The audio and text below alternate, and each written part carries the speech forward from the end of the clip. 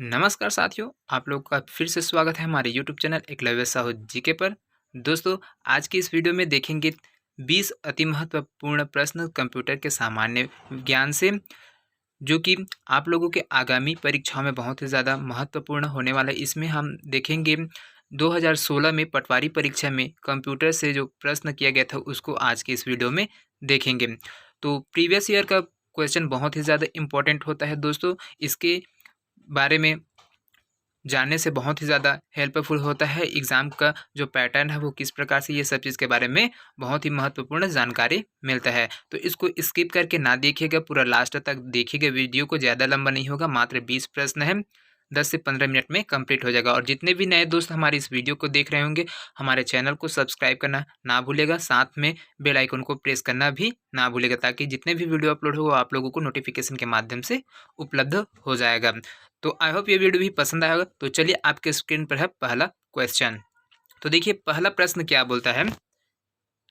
FTP का उपयोग होता है, जहाँ यहाँ पर होता है एफटीपी, इसका फुल फॉर्म क्या है, इसका क्या उपयोग है। तो यहाँ पर देखिए ऑप्शन में वेबसाइट डिजाइनिंग में इसका उपयोग किया जाता है, या फिर इंटरनेट से जुड़ने के लिए, या फिर इंटरनेट पर एक कंप्यूटर से दूसरे कंप्यूटर में फाइलों को ट्रांसफर करने के लिए, या फिर उपयुक्त में से कोई नहीं। तो इसका सही जवाब आपका हो जाएगा दोस्तों ऑप्शन सम, बिल्कुल सही हो जाएगा। इंटरनेट पर एक कंप्यूटर से दूसरे कंप्यूटर में फाइलों को ट्रांसफर करने के लिए किया जाता है। और जो एफटीपी का फुल फॉर्म है वो फाइल ट्रांसफर प्रोटोकॉल है, ये चीज़ है। अगला क्वेश्चन देखिए, दूसरा नंबर का प्रश्न है, बहुत ही महत्वपूर्ण प्रश्न है दोस्तों, इसको छोड़ के बिल्कुल ना जाइएगा। दूसरा प्रश्न देखिए यहाँ से, निम्नलिखित में से कौन सा मैलिशियस प्रोग्राम अपने आप नकल नहीं करता है। यहाँ पर जो कौन सा प्रोग्राम है जो मैलिशियस बाहरी प्रोग्राम है, वो यहाँ पर से जो वायरस है, ट्रोजन हॉर्स है, वॉर्म है, इनमें से कौन है जो अपने आप नकल नहीं करता है। तो ये वायरस हो जाएगा, ट्रोजन हॉर्स हो जाएगा, फिर वॉर्म हो जाएगा। तो इसमें से कौन सा आएगा आपका। तो आपका ऑप्शन बी बिल्कुल सही हो जाएगा। ट्रोजन हॉर्स है वो एक प्रकार से वो मैलिशियस प्रोग्राम है जो अपने आप नकल नहीं करता, मतलब कोई भी जिन फाइल है उसको कार्य करने के टाइम उसका नकल नहीं करेगा, यहाँ पर हानि पहुँचाएगा लेकिन उसका नकल नहीं करेगा। इस प्रकार से आपका ऑप्शन बी बिल्कुल सही हो जाएगा। अगला क्वेश्चन देखिए, अगला क्वेश्चन है, एक सामान्य रूप में मल्टीमीडिया कंप्यूटर सिस्टम के लिए निम्न में से कौन से अनिवार्य आवश्यकता नहीं है। यहाँ पर सामान्य मल्टीमीडिया में कौन सी चीज़ है जो आवश्यकता के रूप नहीं रहता है। तो उसमें क्या चीज़ है कंप्यूटर की आवश्यकता में, है ना। तो तेज सीपीयू का होना, या फिर छोटी स्टोरेज, कंप्यूटर में छोटी स्टोरेज डिवाइस होना, या फिर बड़ी मैन मेमोरी होना, या फिर अच्छा ग्राफिकल टर्मिनल होना। तो कंप्यूटर के लिए क्या चीज़ की आवश्यकता नहीं है यहाँ पर। तो सबसे बड़ी बात है यहाँ पर देखिए, ऑप्शन बी आपका बिल्कुल सही हो जाएगा, जो छोटे स्टोरेज कैपेसिटी है ना। तो छोटी स्टोरेज डिवाइस अगर कंप्यूटर में लगा रहेगा तो उसकी स्टोरेज क्षमता बहुत कम हो जाएगा, और उसमें ज़्यादा डॉक्यूमेंट्स आप अटैच करके नहीं रख सकते, प्रोग्राम करके नहीं रख सकते। इस प्रकार से इसकी आवश्यकता यहाँ पर नहीं, जितना ज़्यादा हो सके उसका स्टोरेज डिवाइस होना अनिवार्य है। तो इस प्रकार से आपका ऑप्शन बी बिल्कुल सही हो जाएगा। अगला क्वेश्चन देखिए, अगला क्वेश्चन क्या बोलता है, एमपीजी किस तरह से फाइलों का फाइल इंस्ट्रक्शन है ना। यहाँ पर देखिए जो एमपीजी दिया हुआ है वो किस प्रकार से है, ऑडियो फॉर्मेट में है, या फिर इमेज के, या फिर वीडियो के, या फिर फ्लैश के। तो किस फॉर्मेट में ये होता है, फाइल इंस्ट्रक्शन देता है, ये किस प्रकार से देता है। तो इसका आ जाएगा आपका ऑप्शन सी, बिल्कुल सही हो जाएगा। वीडियो के फॉर्मेट में ये चीज़ रहता है एमपीजी। अगला क्वेश्चन देखिए, अगला क्वेश्चन है 5वां नंबर का, एक स्टोरेज लोकेशन में डेटा डालने की प्रक्रिया को क्या कहा जाता है। यहाँ पर देखिए जो स्टोरेज है उसमें डेटा डालने की प्रक्रिया को क्या जाता है, रीडिंग कहा जाता है, या फिर राइटिंग कहा जाता है, या फिर कंट्रोलिंग कहा जाता है, फिर हैंड शेकिंग कहा जाता है। तो ये क्या चीज़ कहा जाता है इसके लिए। तो जो जैसे ही हम लोग डेटा डालेंगे उसके प्रोसेस के क्या बोलेंगे, राइटिंग के बोलेंगे। तो ऑप्शन बी आपका बिल्कुल सही हो जाएगा। अगला क्वेश्चन देखिए, अगला क्वेश्चन है यहाँ से, निम्नलिखित में से कौन सा नॉन वोलेटाइल मेमोरी के नाम से जाना जाता है। यहाँ पर तो मेमोरी कितने प्रकार से, एक वोलेटाइल मेमोरी होता है और दूसरा होता है नॉन वोलेटाइल। तो नॉन वोलेटाइल मेमोरी के अंदर में कौन आएगा, सीडी रोम आएगा, डीवीडी रोम आएगा, हार्ड डिस्क आएगा, फिर उपयुक्त तो सभी आएगा। तो कौन सा आएगा इसका ऑप्शन में। तो आपका देखिए नॉन वोलेटाइल में ये सभी आ जाएगी। इस प्रकार से आपका ऑप्शन डी बिल्कुल सही है। अगला देखिए, अगला प्रश्न है 7वां नंबर का प्रश्न है। यहाँ से देखिए, निम्नलिखित में से किसमें मैग्नेटिक डिस्क की तुलना में अधिक डेटा एक्सेस करने की गति है। तो यहाँ पर जो ऑप्शन है उसमें सबसे ज़्यादा डेटा एक्सेस करने की गति किसमें, स्पीड किसमें होती है, सीडी रोम में होती है, फिर सीडी RW में या फिर DVD में या फिर उपयुक्त में से कोई नहीं। तो सबसे ज़्यादा डेटा एक्सेस करने की गति किस में होती है? तो इसमें ऑप्शन ए दी है, तो इस प्रकार से आपका ऑप्शन डी बिल्कुल सही हो जाएगा। सबसे ज़्यादा HVD का होता है ना। चलिए अगला देखते हैं। अगला देखिए यहाँ से अगला प्रश्न है, सर्च इंजन है तो सर्च इंजन क्या है? एक हार्डवेयर कंपोनेंट है या फिर एक प्रोग्राम जो इंजनों की खोज करता है, या फिर एक प्रोग्राम जो वर्ल्ड वाइड वेब में दस्तावेजी की खोज करता है, या फिर एक मशीनरी इंजन जो डेटा की खोज करती है। तो इसमें से आपका क्या चीज़ सही हो जाएगा? सर्च इंजन क्या है? तो ये ऑप्शन सी आपका बिल्कुल सही हो जाएगा। एक प्रोग्राम जो वर्ल्ड वाइड वेब में दस्तावेजों की खोज करता है उसको सर्च इंजन बोला जाता है। ठीक है, अगला क्वेश्चन देखते हैं, बहुत ही महत्वपूर्ण है, इसको स्किप करना बिल्कुल मत। अगला देखिए, निम्नलिखित में से कौन सा कंप्यूटर का आधारभूत कार्य नहीं है? यहाँ पर कंप्यूटर का कौन सा कार्य नहीं है वो चीज़ देखना। इनपुट एक्सेप्ट करना, या फिर टेक्स्ट कॉपी करना, या फिर डेटा प्रोसेस करना, या फिर डेटा स्टोर करना। तो इसमें से कंप्यूटर का आधारभूत कार्य क्या नहीं है? तो ये 3 चरणों में तो इनपुट देता है और प्रोसेस करता है और आउटपुट देता है, या फिर डेटा संग्रहण करता है। ये सभी चीज़ इसकी कार्य है, लेकिन जो टेक्स्ट कॉपी करना है वो सब ये इसका कार्य नहीं। इस प्रकार से आपका ऑप्शन भी बिल्कुल सही हो जाएगा, टेक्स्ट कॉपी करना। ये ऑप्शन आपका सही आ जाएगा। अगला देखिए, अगला क्वेश्चन है 10वां नंबर का। 10वां नंबर है, निम्नलिखित में से कौन सा सभी आउटपुट डिवाइसों का एक समूह है? तो यहाँ पर जो ऑप्शन दिया है उसमें जो आउटपुट डिवाइस है उसके नाम को आपको देखना है। तो पहला देखिए, यहाँ पर स्कैनर दिया है, प्रिंटर दिया है, मॉनिटर दिया है। तो यहाँ पर स्कैनर इनपुट डिवाइस है और प्रिंटर और मॉनिटर आउटपुट डिवाइस है। Keyboard, printer, monitor. तो यहाँ पर कीबोर्ड क्या है?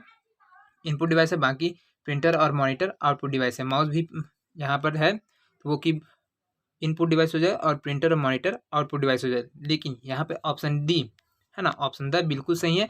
प्लॉटर, प्रिंटर और मॉनिटर ये तीनों क्या है? एक आउटपुट डिवाइस होती है। इस प्रकार से आपका डी बिल्कुल सही हो जाएगा। अगला प्रश्न देखिए, अगला प्रश्न है, बहुत ही महत्वपूर्ण प्रश्न है ये। एक निर्गम कागज के मुद्रण हेतु वह प्रिंटर जो प्रकाश किरण का प्रयोग करता है और स्याही के कण कागज पर संचारित होने देता है, उसे सबसे अच्छा वर्गीकृत किया जाता है। किसके रूप में वर्गीकृत किया जा सकते हैं? जो कागज के मुद्रण में प्रिंटर के द्वारा जो प्रकाश किरण का मतलब लेजर पुंज का है ना, वो स्याही के कण में फुवारा करता है, कागज में संचारित करता है, फुवारा करते हुए वो छपाई करता है, प्रिंट करते हैं। तो वो क्या चीज़ हो सकता है? सबसे अच्छा वर्गीकृत किस में किया जाएगा? बीम में किया जाएगा, बीम प्रिंटर के रूप में, या फिर कैरेक्टर के प्रिंटर के रूप में, या फिर लेजर प्रिंटर के रूप में, या फिर लाइन प्रिंटर के रूप में। तो इसमें से कौन सा प्रिंटर आ जाएगा जिसमें ये सभी चीज़ संचालित होगा, मतलब फुवारा के रूप में यहाँ से प्रिंट करेगा? तो वो आ जाएगा आपका ऑप्शन सी बिल्कुल सही हो जाएगा। लेज़र प्रिंटर के रूप में किया जाता है, क्योंकि ये पूरा एक पेज को एक ही बार में प्रिंट कर देता है। चलिए अगला क्वेश्चन देखते हैं। 12वां नंबर का प्रश्न है, बहुत ही महत्वपूर्ण है। निम्न में से कौन सिर्फ लाइन प्रिंटर के ग्रुप है? यहाँ पर लाइन प्रिंटर के ग्रुप कौन है? डॉट मैट्रिक्स प्रिंटर, या फिर ड्रम प्रिंटर। बी देखिए, ड्रम प्रिंटर, चैन प्रिंटर, या फिर बैंड प्रिंटर, या फिर सा देखिए, चेन, बैंड प्रिंटर और इंकजेट प्रिंटर। और आप अगर लास्ट ऑप्शन है उपयुक्त में से कोई नहीं। तो इसका कौन सा वाला सही आ जाएगा दोस्तों? यहाँ पर तो इसका आ जाएगा आपका ड्रम प्रिंटर, चेन और बैंड प्रिंटर। ये क्या है? लाइन प्रिंटर के ग्रुप है ना। लाइन प्रिंटर के ग्रुप क्या है? ये ऑप्शन भी आपका बिल्कुल सही हो जाएगा। अगला प्रश्न देखिए, अगला प्रश्न है 13वां नंबर का। यहाँ से, वह प्रिंटर जिस पर कैरेक्टर या अक्षर किसी मैकेनिकल इम्पैक्ट के बिना बनते हैं उसे क्या कहते हैं? यहाँ पर मैकेनिकल इम्पैक्ट के बने के द्वारा बनते हैं तो उसको कौन सा प्रिंटर बोला जाता है? लाइन प्रिंटर बोला जाता है, फिर इम्पैक्ट प्रिंटर बोला जाता है, फिर नॉन इम्पैक्ट प्रिंटर बोला जाता है, फिर पेज प्रिंटर बोला जाता है। तो किस प्रकार से होगा? जो बिना इम्पैक्ट किए, मैकेनिकल रूप से बिना इम्पैक्ट किए हुए वो छपाई करेगा तो वो क्या किस में आ जाएगा? किसकी श्रेणी में आ जाएगा? वो नॉन इम्पैक्ट प्रिंटर की श्रेणी में आ जाएगी। इस प्रकार से आपका ऑप्शन सर बिल्कुल सही हो जाएगा। चलिए अगला क्वेश्चन देखते हैं। 14वां नंबर का प्रश्न देखते हैं। निम्न में से कौन सा ऑपरेटिंग सिस्टम नहीं है? यहाँ पर निम्न में से ऑपरेटिंग सिस्टम कौन है? लिनक्स, विंडोज, ओपन सोलारिस है, उपयुक्त में से कोई नहीं। तो यहाँ पर ये सभी क्या है? तो ये सभी क्या है? ऑपरेटिंग सिस्टम्स नहीं थी। इस प्रकार से आपका आ जाएगा उपरोक्त में से कोई नहीं, है ना। ये सब ओपन सोर्स ऑपरेटिंग सिस्टम्स है। अगला देखिए 15वां नंबर का प्रश्न है। यहाँ से, ऑपरेटिंग सिस्टम एडिटर्स और डीबग्स आते हैं, किसके अंतर्गत आते हैं? ऑपरेटिंग सिस्टम, डीबग्स और और एडिटर्स ये किसके अंतर्गत आते हैं कंप्यूटर में? सिस्टम सॉफ्टवेयर के अंतर्गत आएगा या फिर एप्लीकेशन सॉफ्टवेयर के अंतर्गत आएगा या फिर यूटिलिटी के अंतर्गत आएगा या फिर उपयुक्त में से कोई नहीं। तो किस वाले ऑप्शन में ये आएगा? ऑपरेटिंग सिस्टम, एडिटर्स और डिबग्स। तो वो आ जाएगा आपका ऑप्शन ए, बिल्कुल सही हो जाएगा, सिस्टम सॉफ्टवेयर के अंतर्गत ये सब चीज आता है। अगला क्वेश्चन देखिए, अगला क्वेश्चन है ओपन सोर्स ऑपरेटिंग सिस्टम के बारे में निम्नलिखित में से कौन सा सही है? यहाँ पर उबंटू, स्यूज, मैंड्रिवा, उबंटू, डेबियन और उपयुक्त सभी। तो यहाँ से कौन सा ऑप्शन आ जाएगा जो कि ओपन सोर्स ऑपरेटिंग सिस्टम है? तो यहाँ पर कौन कौन सा ओपन सोर्स ऑपरेटिंग सिस्टम है वो चीज़ देखना है। तो उबंटू और स्यूज ये क्या है? ओपन सोर्स ऑपरेटिंग सिस्टम है। स्यूज है, मैंड्रिवा है, ये भी है, डेबियन है, उबंटू है, ये सभी चीज़ है। तो इस प्रकार से आपका ऑप्शन डी बिल्कुल सही आ जाएगा। ये सभी क्या है? ओपन सोर्स ऑपरेटिंग सिस्टम है।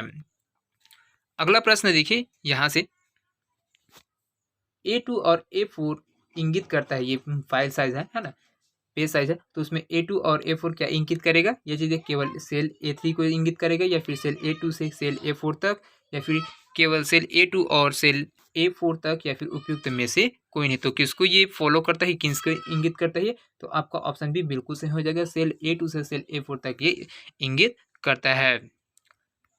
अगला देखिए, अगला प्रश्न है एक पैराग्राफ इंडेंट बढ़ाने के लिए शॉर्टकट का प्रयोग करते हैं। कौन से शॉर्टकट का प्रयोग किया जाता है? यहाँ पर पैराग्राफ इंडेंट के लिए Ctrl+1, Ctrl+E, Ctrl+L या फिर Ctrl+M। तो किसको इंगित करेगा ये? तो आपका जो जब पैराग्राफ लाना है, कोई नया पैराग्राफ लाना है, पैराग्राफ लाना है, उसमें इंडेंट करना है, तो उसके लिए क्या करें? Ctrl+M जैसे ही प्रेस करेंगे तो ये पैराग्राफ इंडेंट खुलकर आ जाएगा। इसके लिए शॉर्टकट की Ctrl+M है। चलिए अगला क्वेश्चन देखते हैं। अगला क्वेश्चन है वेरिफिकेशन की प्रक्रिया क्या है? बहुत ही महत्वपूर्ण है दोस्तों। वेरिफिकेशन की जो प्रक्रिया है वो किस प्रकार से एक्सेस करने की है, लॉगिन करने की है या फिर और लॉग आउट करने की है या फिर ऑथेंटिकेशन की है? तो ये किस प्रकार से आ जाएगा? आपका वेरिफिकेशन की प्रक्रिया किसके अंतर्गत आता है? तो ये आता है आपका ऑप्शन द, बिल्कुल सही हो जाएगा, ऑथेंटिकेशन के अंतर्गत आता है। तो आज के सेशन का अंतिम क्वेश्चन देखेंगे दोस्तों। तो देखिए लास्ट क्वेश्चन क्या है, निम्न में से कौन एड्रेस हर रोज नहीं बदलता है? यहाँ में से कौन सा एड्रेस है जो रोज नहीं बदलता है? स्टैटिक आईपी है या फिर डायनामिक आईपी या फिर यूनिक आईपी या फिर कॉमन नेम और नंबर है? तो इसमें से कौन सा ऑप्शन है जो परमानेंट रहता है और डेली चेंज नहीं होता है? तो ये आ जाएगा आपका स्टैटिक आईपी है। जो इंटरनेट है ना, इंटरनेट का जो स्टैटिक आईपी है वो परमानेंट रहता है, डेली चेंज नहीं होता है। तो आज के लिए टॉप 20 प्रश्न लाया था दोस्तों, जो कि बहुत ही महत्वपूर्ण है। पटवारी परीक्षा 2016 में एग्जाम हुआ था, उसे लेकर ये क्वेश्चन को लाया था, जो कि बहुत ही ज़्यादा इंपॉर्टेंट होने वाला है आगामी परीक्षाओं में। तो वीडियो कैसा लगा आप लोग कमेंट करके जरूर बताइएगा। साथ में अच्छा लगा होगा तो लाइक, शेयर और सब्सक्राइब करना ना भूलेगा। मिलते हैं नेक्स्ट वीडियो में, तब तक के लिए अलविदा। जय हिंद, जय Chhattisgarh. Thank you so much दोस्तों।